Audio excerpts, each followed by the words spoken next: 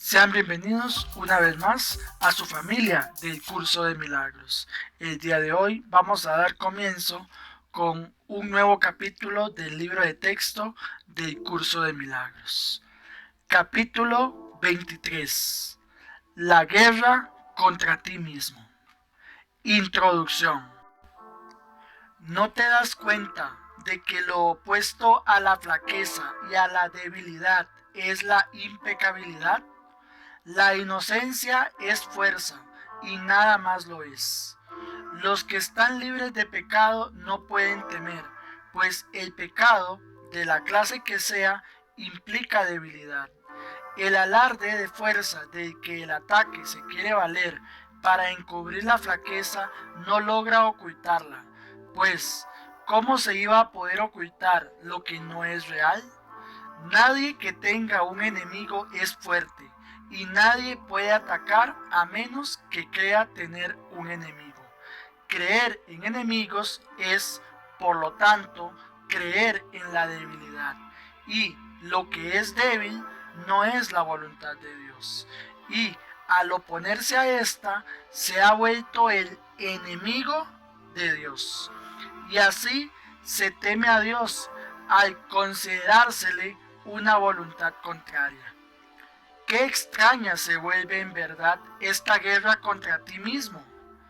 No podrás sino creer que todo aquello de lo que te vales para los fines del pecado puede herirte y convertirse en tu enemigo. Y así lucharás contra ello y tratarás de debilitarlo, y creyendo haberlo logrado, atacarás de nuevo. Es tan seguro que tendrás miedo de lo que atacas como que amarás lo que percibes libre de pecado. Todo aquel que recorre con inocencia el camino que el amor le señala, camina en paz, pues el amor camina a su lado, resguardándolo del miedo, y lo único que ve son seres inocentes, incapaces de atacar. Camina gloriosamente, con la cabeza bien alta, y no temas ningún mal. Los inocentes se encuentran a salvo porque comparten su inocencia. No ven nada que sea nocivo, pues su conciencia de la verdad libera a todas las cosas de la ilusión de la nocividad. Y lo que parecía nocivo resplandece ahora ante su inocencia, liberado del pecado y del miedo, y felizmente de vuelta al amor. Los inocentes comparten la fortaleza del amor porque vieron la inocencia, y todo error desapareció porque no lo vieron. Quien busca la gloria la halla donde ésta se encuentra. ¿Y dónde podría encontrarse sino en los inocentes? No permitas que las pequeñas interferencias te arrastren a la pequeñez. La culpabilidad no ejerce ninguna atracción en el estado de inocencia. Piensa cuán feliz es el mundo por el que caminas, con la verdad a tu lado. No renuncies a ese mundo de libertad por un pequeño anhelo de aparente pecado, ni por el más leve destello que pueda ejercer la culpa. ¿Despreciarías el cielo por causa de esas insignificantes distracciones? Tu destino y tu propósito se encuentran mucho más allá de ellas, en un lugar nítido donde no existe la pequeñez. Tu propósito no se aviene con ninguna clase de pequeñez, de ahí que no se avenga con el pecado. No permitamos que la pequeñez haga caer al Hijo de Dios en la tentación.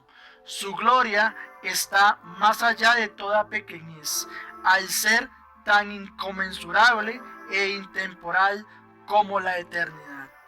No dejes que el tiempo enturbie tu visión de Él. No lo dejes solo y atemorizado en su tentación, sino más bien ayúdalo a que la supere y a que perciba la luz de la que forma parte. Tu inocencia alumbrará el camino a la suya, y así la tuya quedará protegida y se mantendrá en tu conciencia. Pues, ¿quién puede conocer su gloria y al mismo tiempo percibir lo pequeño y lo débil en sí mismo? ¿Quién puede caminar temblando de miedo por un mundo temible y percatarse de que la gloria del cielo refugie en él? No hay nada a tu alrededor que no forme parte de ti. Contémplalo amorosamente y ve la luz del cielo en ello, pues así es como llegarás a comprender todo lo que se te ha dado. El mundo brillará y resplandecerá en amoroso perdón, y todo lo que una vez considerabas pecaminoso será reinterpretado ahora como parte integrante del cielo. Qué bello es caminar limpio, redimido y feliz por un mundo que tanta necesidad tiene de la redención que tu inocencia vierte sobre él. ¿Qué otra cosa podría ser más importante para ti? Pues he aquí tu salvación y tu libertad. Y estas tienen que ser absolutas para que las puedas reconocer. 1. Las creencias irreconciliables. El recuerdo de Dios aflora en la mente que está serena.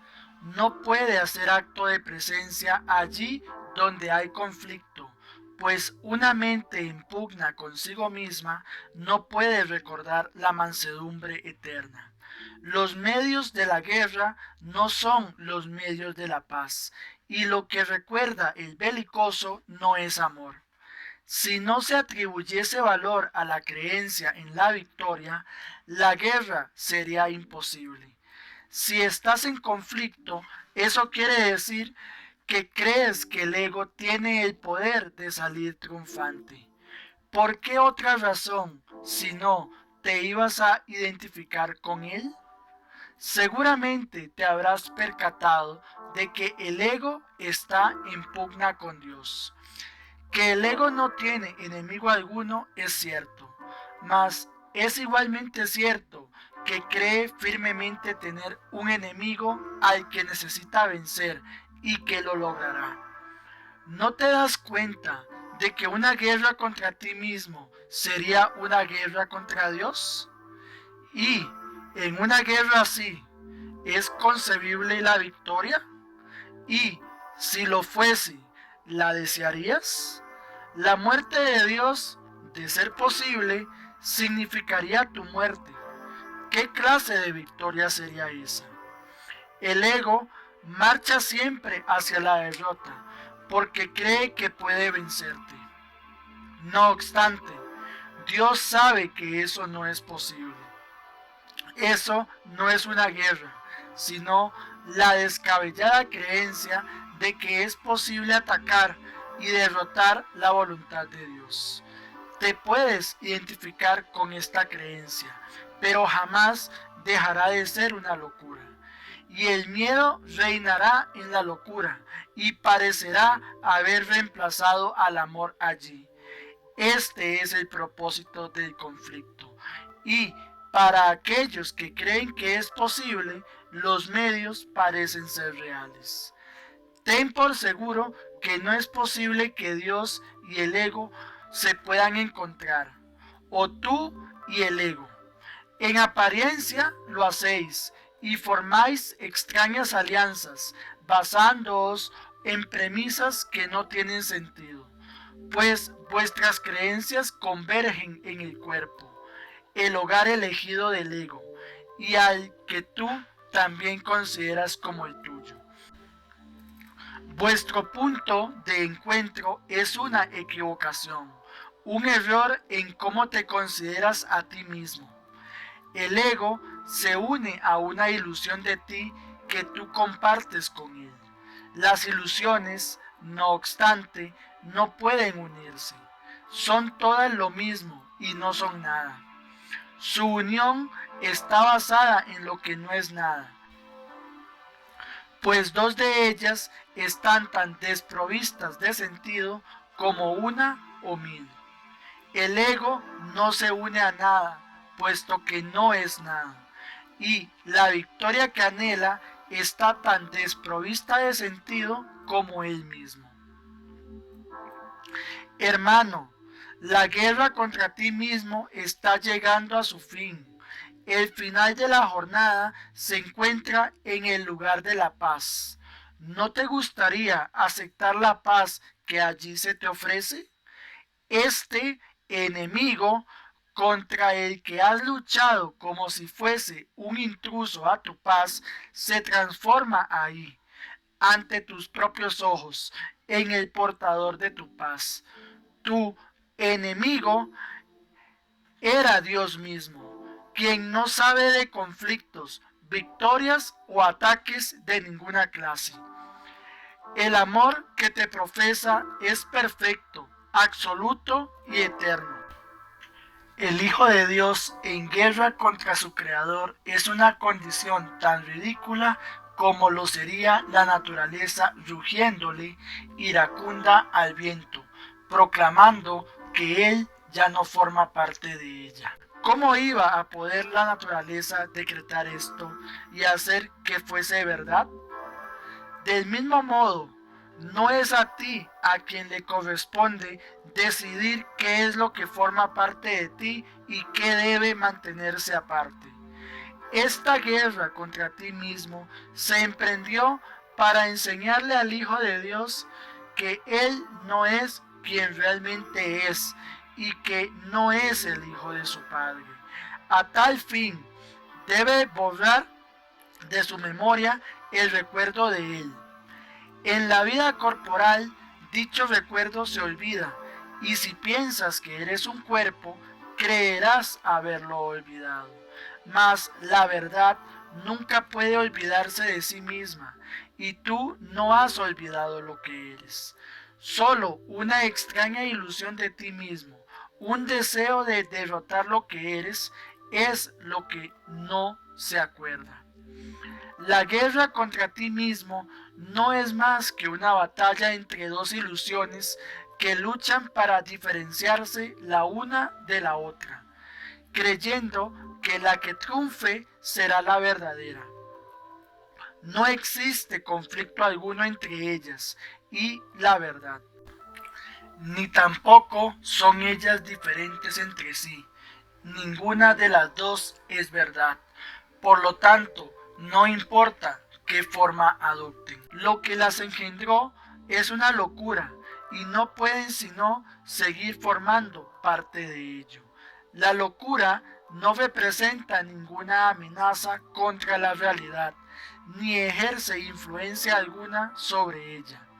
Las ilusiones no pueden vencer a la verdad, ni suponer una amenaza para ella en absoluto. Y la realidad que niegan no forma parte de ellas. Lo que tú recuerdas forma parte de ti, pues no puedes sino ser tal como Dios te creó.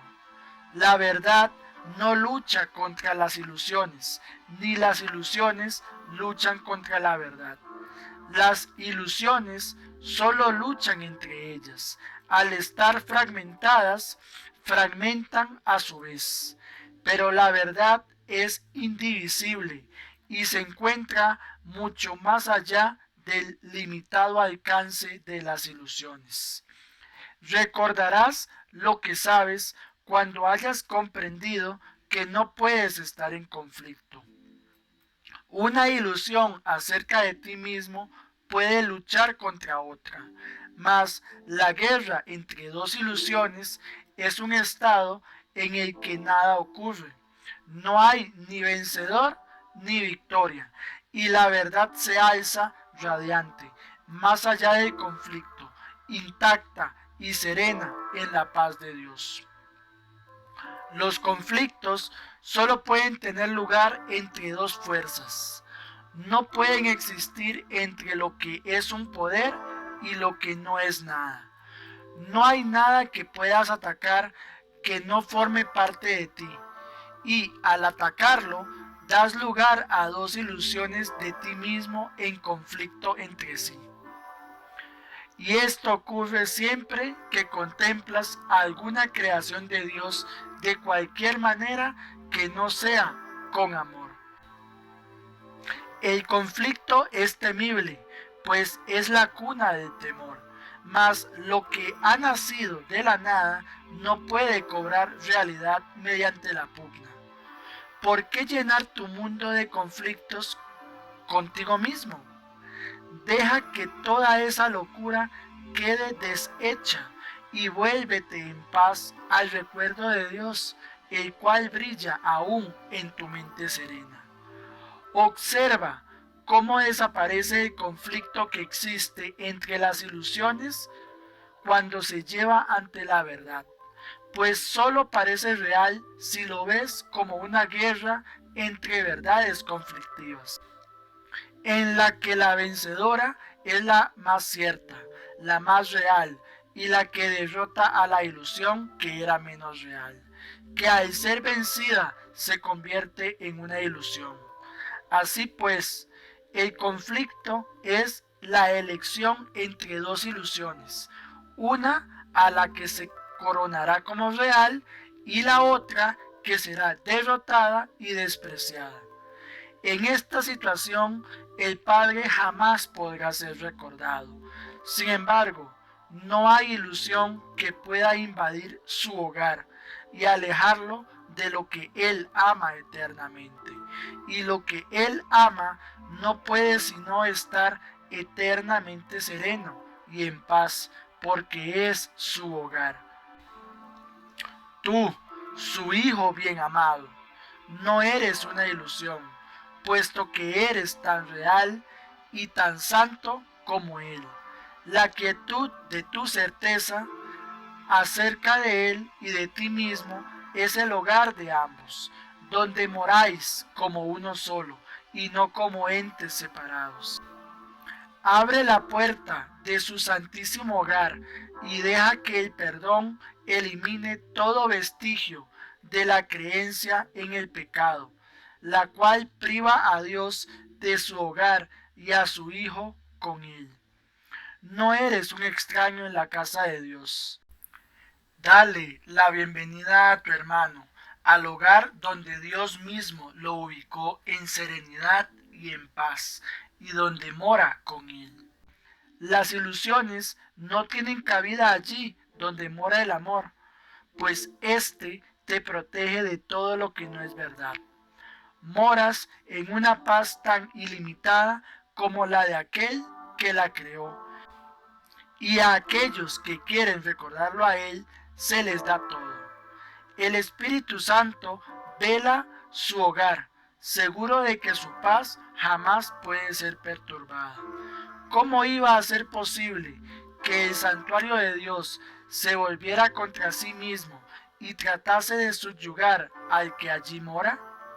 Piensa en lo que ocurre cuando la morada de Dios se percibe a sí misma dividida.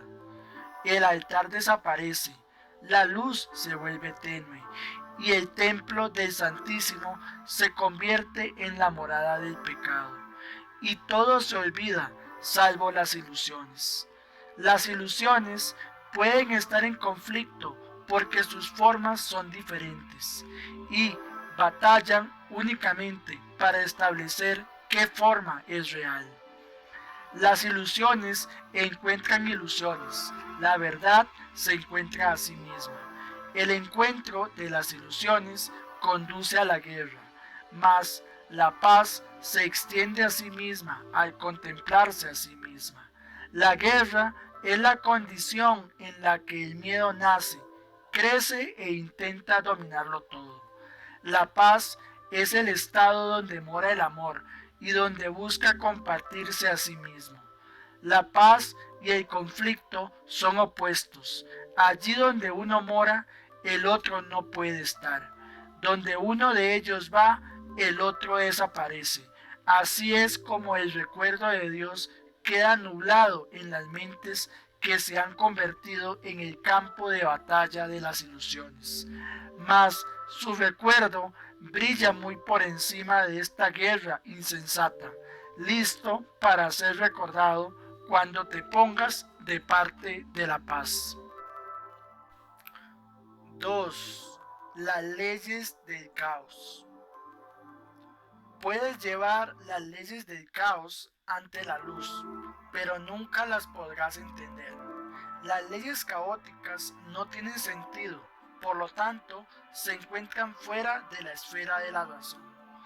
No obstante, aparentan ser un obstáculo para la razón y para la verdad. Contemplémoslas, pues, detenidamente, para poder ver más allá de ellas y entender lo que son y no lo que quieren probar. Es esencial que se entienda cuál es su propósito, porque su fin es crear caos y atacar la verdad. Estas son las leyes que rigen el mundo que tú fabricaste. Sin embargo, no gobiernan nada, ni necesitan violarse. Necesitan simplemente contemplarse y trascenderse. La primera ley caótica es que la verdad es diferente para cada persona. Al igual que todos estos principios, este mantiene que cada cual es un ente separado, con su propia manera de pensar que lo distingue de los demás. Este principio procede de la creencia en una jerarquía de ilusiones, que algunas son más importantes que otras y, por lo tanto, más reales. Cada cual establece esto para sí mismo y le confiere realidad atacando lo que otro valora. Y el ataque se justifica porque los valores difieren y los que tienen distintos valores parecen ser diferentes y por ende enemigos. Observa cómo parece ser esto un impedimento para el primer principio de los milagros, pues establece grados de verdad entre las ilusiones, haciendo que algunas parezcan ser más difíciles de superar que otras. Si uno pudiese darse cuenta de que todas ellas son la misma ilusión y de que todas son igualmente falsas, sería fácil entender entonces por qué razón los milagros se aplican a todas ellas por igual. Cualquier clase de error puede ser corregido precisamente porque no es cierto. Cuando se lleva ante la verdad en vez de ante otro error, simplemente desaparece. Ninguna parte de lo que no es nada puede ser más resistente a la verdad que otra. La segunda ley del caos, muy querida por todo aquel que venera el pecado, es que no hay nadie que no peque, y por lo tanto todo el mundo merece ataque y muerte. Este principio, estrechamente vinculado al primero, es la exigencia de que el error merece castigo y no corrección, pues la destrucción del que comete el error lo pone fuera del alcance de la corrección y del perdón.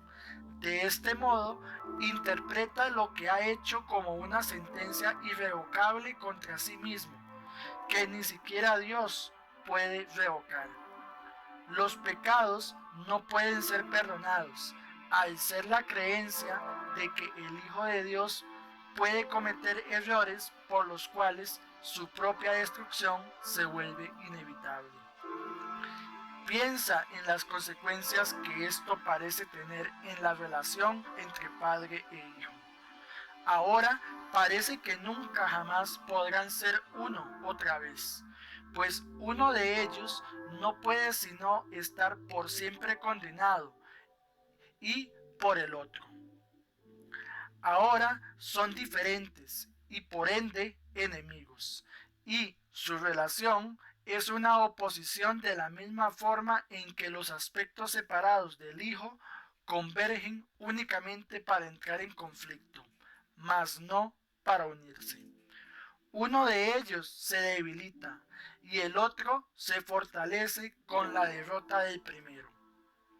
Y su temor a Dios y el que se tienen entre sí parece ahora razonable, pues se ha vuelto real, por lo que el Hijo de Dios se ha hecho a sí mismo y por lo que le ha hecho a su Creador.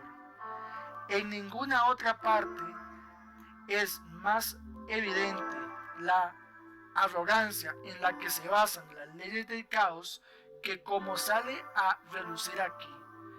He aquí el principio que pretende definir lo que debe ser el creador de la realidad, lo que debe pensar y lo que debe creer, y creyéndolo, cómo debe responder. Ni siquiera se considera necesario preguntarle si eso que se ha decretado que son sus creencias es verdad. Su hijo le puede decir lo que ésta es, y la única alternativa que le queda es aceptar la palabra de su hijo o estar equivocado.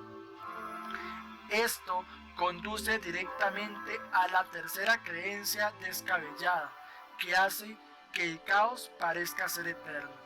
Pues si Dios no puede estar equivocado, tiene entonces que aceptar la creencia que su hijo tiene de sí mismo y odiarlo por ello. Observa cómo este tercer principio refuerza el temor a Dios. Ahora se hace imposible recurrir a Él en momentos de tribulación, pues se ha convertido en el enemigo que la causó y no sirve de nada recurrir a Él. La salvación tampoco puede encontrarse en el Hijo, ya que cada uno de sus aspectos parece estar en pugna con el Padre y siente que su ataque está justificado. Ahora el conflicto se ha vuelto inevitable e inaccesible a la ayuda de Dios, pues ahora la salvación jamás será posible, ya que el Salvador se ha convertido en el enemigo. No hay manera de librarse o escapar. La expiación se convierte en un mito y lo que la voluntad de Dios dispone es la venganza, no el perdón. Desde allí, donde todo esto se origina, no se ve nada que pueda ser realmente una ayuda. Solo la destrucción puede ser el resultado final. Y Dios mismo parece estar poniéndose de parte de la destrucción para derrotar a su Hijo. No pienses que el ego te va a ayudar a escapar de lo que Él desea para ti. Esa es la función de este curso, que no le concede ningún valor a lo que el ego tiene en gran estima. El ego atribuye valor únicamente a aquello de lo que se apropia. Esto conduce a la cuarta ley del caos, que, si las demás son aceptadas, no puede sino ser verdad.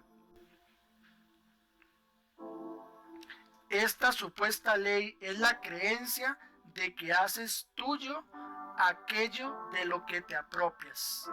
De acuerdo con esa ley, la pérdida de otro es tu ganancia y, por consiguiente, no reconoce el hecho de que nunca puedes quitarle nada a nadie excepto a ti mismo.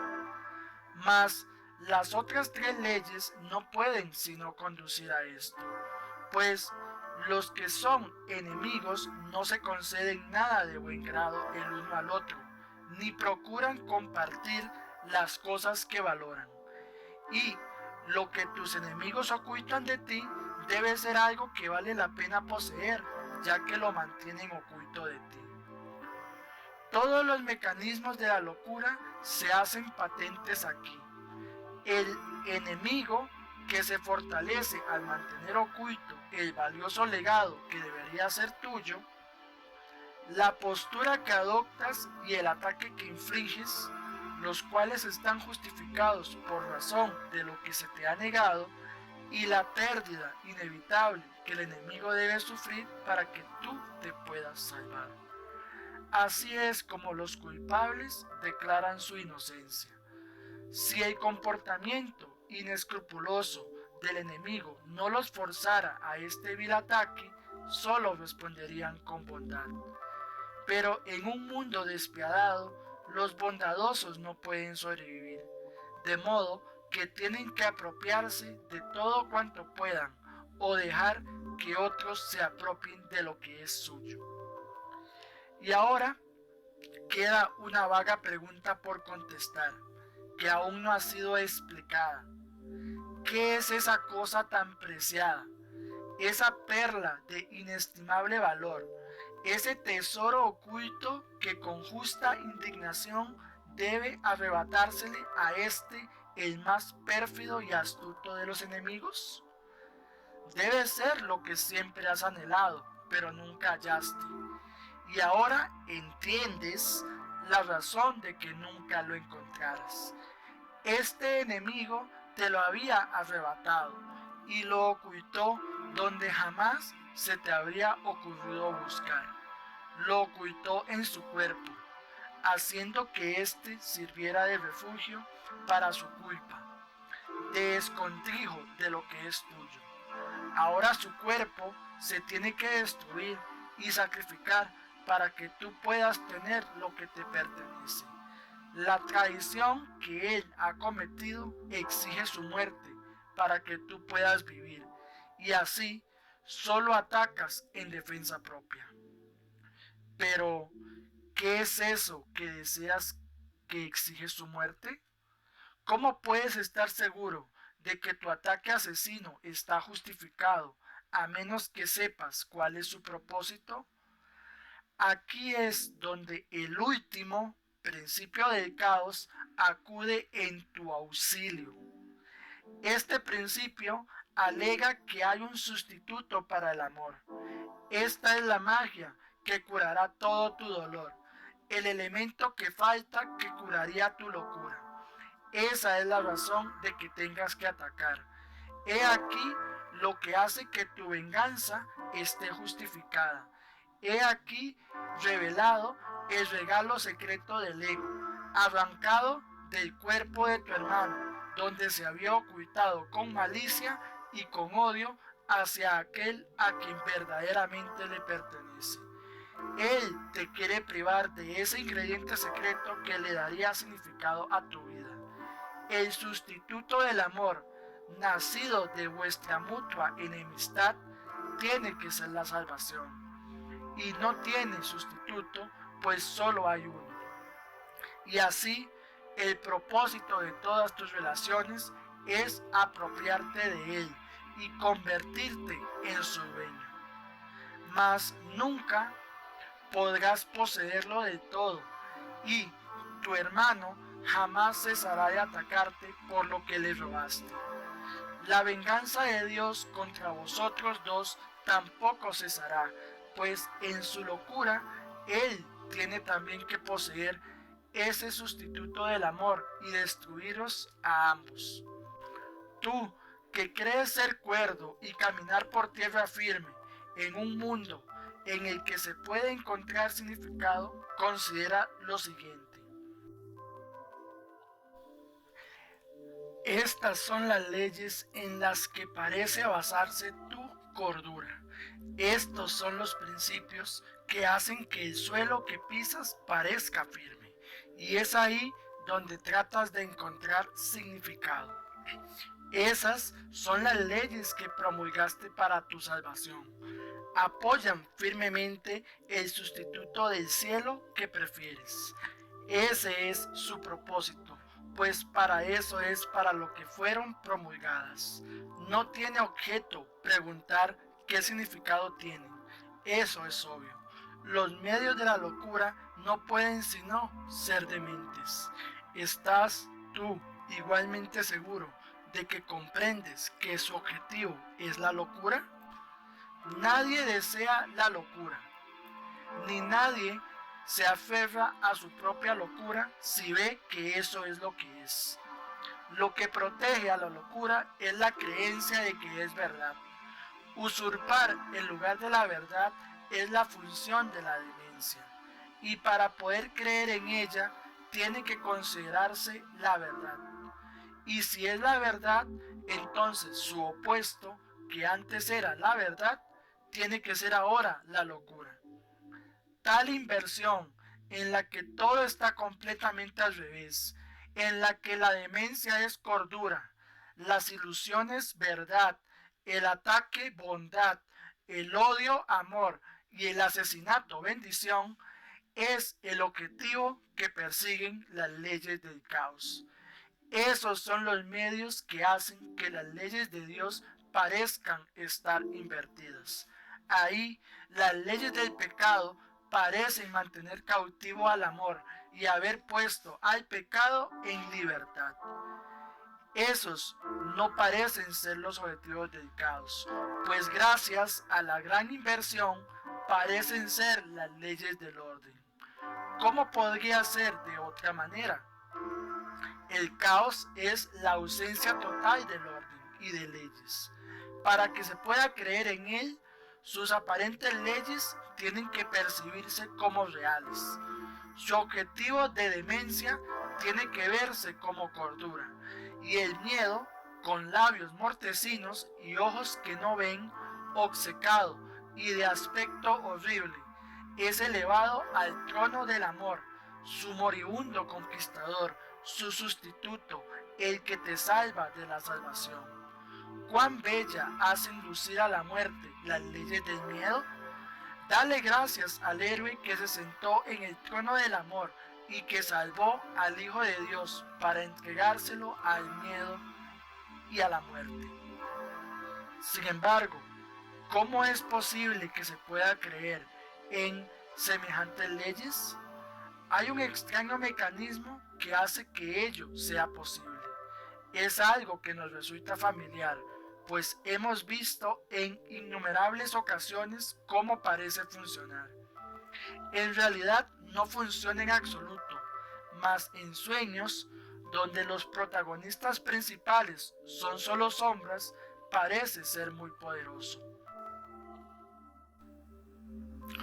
Ninguna de las leyes del caos podría coaccionar a nadie a que creyese en ella, si no fuera por el énfasis que se pone en la forma y por el absoluto desprecio que se hace del contenido. Nadie que crea que una sola de estas leyes es verdad se da cuenta de lo que estipula. Algunas de las formas que adoptan parecen tener sentido, pero eso es todo. ¿Cómo es posible que algunas formas de asesinato no signifiquen muerte? ¿Puede acaso un ataque, sea cual sea la forma en que se manifieste, ser amor? ¿Qué forma de condena podría ser una bendición? ¿Quién puede incapacitar a su Salvador y hallar la salvación? No dejes que la forma que adopta el ataque contra tu hermano te engañe. No puedes intentar herirlo y al mismo tiempo salvarte. ¿Quién puede estar a salvo del ataque atacándose a sí mismo? ¿Cómo iba a importar la forma en que se manifiesta esta locura? Es un juicio que se derrota a sí mismo al condenar lo que afirma querer salvar. No te dejes engañar cuando la locura adopte una forma que a ti te parece hermosa. Lo que está empeñado en destruirte no es tu amigo. Sostienes y piensas que es verdad, que no crees en estas leyes insensatas, ni que tus acciones están basadas en ellas, pues cuando examinas de cerca lo que postulan, ves que no se puede creer en ellas. Hermano, crees en ellas, pues de no ser así, ¿cómo podrías percibir la forma que adoptan con semejante contenido? ¿Podría acaso ser sostenible cualquiera de las formas que adoptan? Sin embargo, crees en ellas debido a la forma que adoptan y no adviertes el contenido. Este nunca cambia. ¿Puedes acaso darle vida a un esqueleto pintando sus labios de color rosa, vistiéndolo de punta en blanco, acariciándolo y mimándolo? ¿Y puede acaso satisfacerte la ilusión de que estás vivo? Fuera del cielo no hay vida. La vida se encuentra allí donde Dios la creó. En cualquier otro estado que no sea el cielo, la vida no es más que una ilusión. En el mejor de los casos parece vida, en el peor, muerte. Ambos son, no obstante, juicios acerca de lo que no es la vida, idénticos en su inexactitud y falta de significado. Fuera del cielo, la vida es imposible, y lo que no se encuentra en el cielo no se encuentra en ninguna parte. Fuera del cielo, lo único que hay es un conflicto de ilusiones, de todo punto insensato, imposible y más allá de la razón, aunque se percibe como un eterno impedimento para llegar al cielo. Las ilusiones no son sino formas, su contenido nunca es verdad. Las leyes del caos gobiernan todas las ilusiones. Las formas que éstas adoptan entran en conflicto, haciendo que parezca posible concederle más valor a unas que a otras. Sin embargo, cada ilusión se basa, al igual que todas las demás, en la creencia de que las leyes del caos son las leyes del orden. Cada una de ellas apoya dichas leyes completamente y ofrece un testimonio inequívoco de que son verdad. Las formas de ataque que en apariencia son más benévolas no son menos inequívocas en su testimonio o en sus resultados. Es indudable que el miedo que engendran las ilusiones se debe a las creencias que las originan y no a su forma. Y la falta de fe en el amor, sea cual sea la forma en que se manifieste, da testimonio de que el caos es la realidad. La fe en el caos es la consecuencia inevitable de la creencia en el pecado. El que sea una consecuencia es lo que hace que parezca ser una conclusión lógica, un paso válido en el pensamiento ordenado. Los pasos que conducen al caos proceden metódicamente desde su punto de partida. Cada uno de ellos se manifiesta de forma diferente en el proceso de invertir la verdad y conduce aún más profundamente al terror y más allá de ella. No pienses que un paso es más corto que otro, ni que el retorno desde uno de ellos es más fácil que desde otro. En cada uno de ellos reside el descenso desde el cielo en su totalidad. Y allí donde tu pensamiento empieza, allí mismo tiene que terminar. Hermano, no des ni un solo paso en el descenso hacia el infierno, pues una vez que hayas dado el primero, no podrás reconocer el resto como lo que son, y cada uno de ellos seguirá al primero. Cualquier forma de ataque te planta en la tortuosa escalera que te aleja del cielo. Sin embargo, en cualquier instante todo esto se puede deshacer. ¿Cómo puedes saber si has elegido las escaleras que llevan al cielo o el camino que conduce al infierno? Muy fácilmente. ¿Cómo te sientes? ¿Estás en paz? ¿Tienes certeza con respecto a tu camino? ¿Estás seguro de que el cielo se pueda alcanzar? Si la respuesta es no, es que caminas solo. Pídele entonces a tu amigo que se una a ti y te dé certeza con respecto a qué camino seguir. 3. Salvación sin transigencias. ¿No es cierto acaso que no reconoces algunas de las formas en las que el ataque se puede manifestar? Si es cierto que el ataque en cualquiera de sus formas te hará daño y que te hará tanto daño como lo haría cualquiera de las formas que sí reconoces, entonces se puede concluir que no siempre reconoces la fuente del dolor. Cualquier forma de ataque es igualmente destructiva. Su propósito es siempre el mismo. Su única intención es asesinar. ¿Y qué forma de asesinato puede encubrir la inmensa culpabilidad y el terrible temor a ser castigado que el asesino no puede por menos que sentir? Puede que niegue ser un asesino y que justifique su infamia con sonrisas mientras la comete. Sin embargo, sufrirá y verá sus intenciones en pesadillas en las que las sonrisas habrán desaparecido y en las que su propósito sale al encuentro de su horrorizada conciencia para seguir acosándolo. Pues nadie que piense en asesinar puede escaparse de la culpabilidad que dicho pensamiento conlleva. Si la intención del ataque es la muerte, ¿qué importa la forma que adopte? ¿Podría cualquier forma de muerte, por muy hermosa y caritativa que parezca, ser una bendición y un signo de que la voz que habla por Dios le está hablando a tu hermano a través de ti? La envoltura no hace el regalo. Una caja vacía, por muy bella que sea y por mucha gentileza que se tenga al darse, sigue estando vacía. Y tanto el que la recibe como el que la da no podrían seguir engañándose por mucho más tiempo. Niégale el perdón a tu hermano y lo estarás atacando. No le estarás dando nada y solo recibirás de él lo que le diste. Transigir es aceptar únicamente una parte de lo que quieres.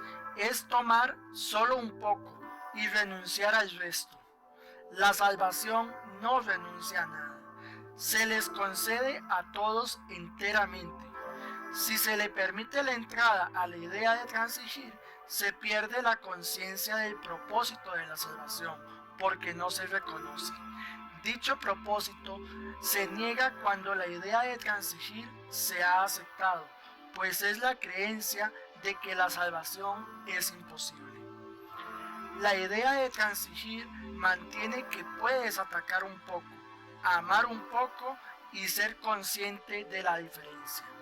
De esta manera, pretende enseñar que un poco de lo mismo puede ser diferente y al mismo tiempo permanecer intacto cual uno solo. ¿Tiene sentido esto? ¿Es acaso comprensible?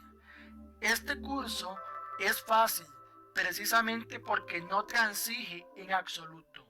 Aún así, parece ser difícil para aquellos que todavía creen que es posible transigir.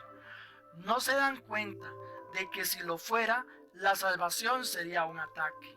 Es indudable que la creencia de que la salvación es imposible no puede propiciar la calmada y serena certeza de que ésta ha llegado.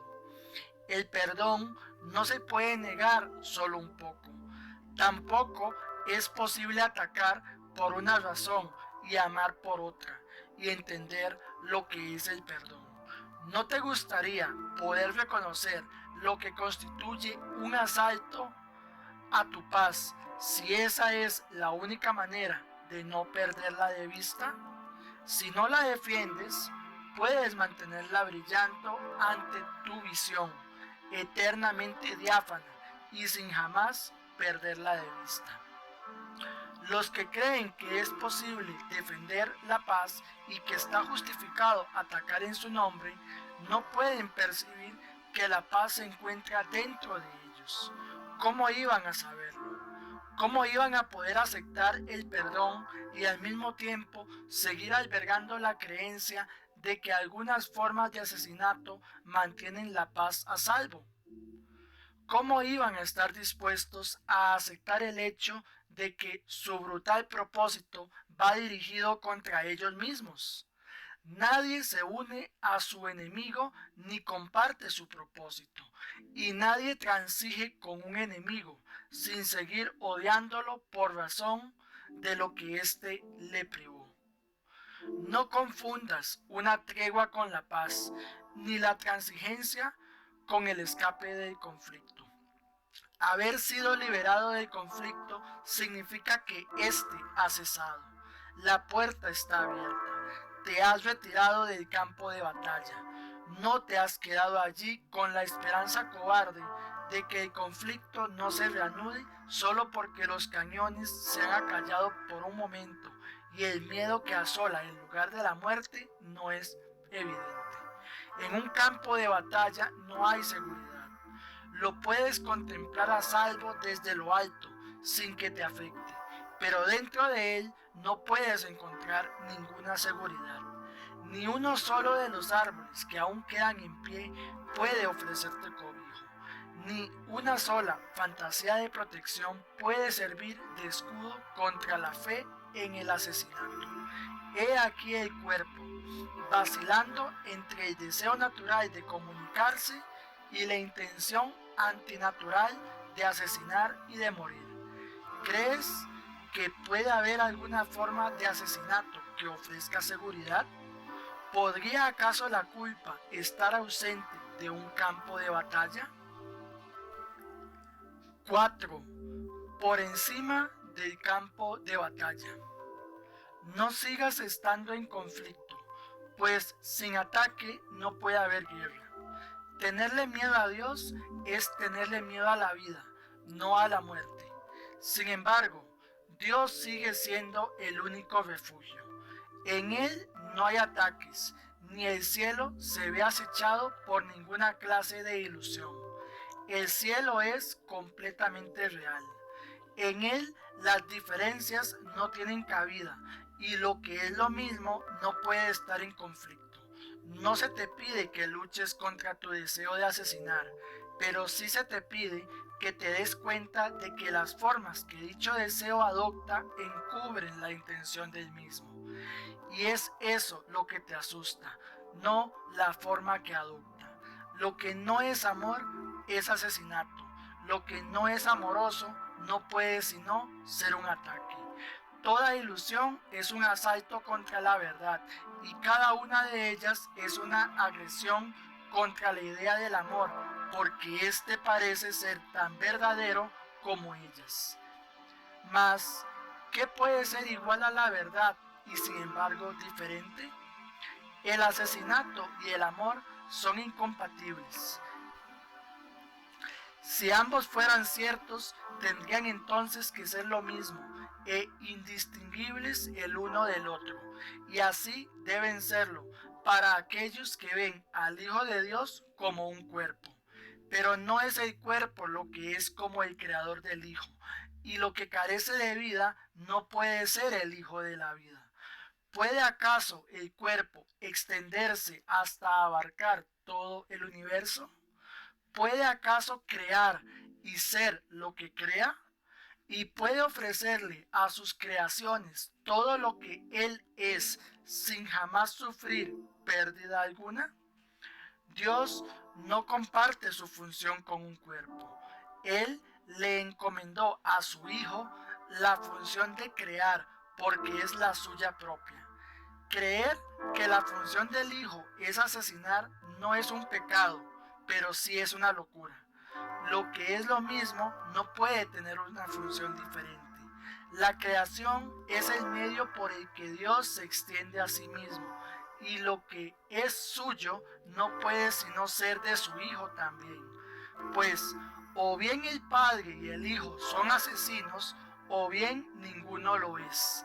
La vida no crea a la muerte, puesto que solo puede crear a semejanza propia. La hermosa luz de tu relación es como el amor de Dios, mas aún no puede asumir la sagrada función que Dios le encomendó a su Hijo, puesto que todavía no has perdonado a tu hermano completamente y, por ende, el perdón no se puede extender a toda la creación. Toda forma de asesinato y ataque que todavía te atraiga y que aún no hayas reconocido como lo que realmente es, limita la curación y los milagros que tienes el poder de extender a todo el mundo. Aún así, el Espíritu Santo sabe cómo multiplicar tus pequeñas ofrendas y hacerlas poderosas. Sabe también cómo elevar tu relación por encima del campo de batalla para que ya no se encuentre más en él.